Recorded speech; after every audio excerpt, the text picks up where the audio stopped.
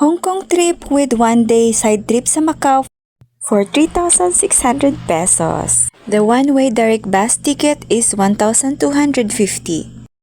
Guys, super convenient talaga pag itong direct bus ang nabook nyo kasi ito na yung bus na sasakyan nyo mula Hong Kong hanggang pumunta na kayo sa final destination nyo sa Macau. Less hassle at makakatipid kayo ng oras. Dinaanan namin ang Venetian Macau pero ang drop-off ko ay Parisian Macau. Dito sa Parisian ay makikita natin ang copycat ng Eiffel Tower at sa tapat ay ang Londonier. For food, ang budget natin is 1,000 pesos. No worries kasi may free shuttle ride sa Macau.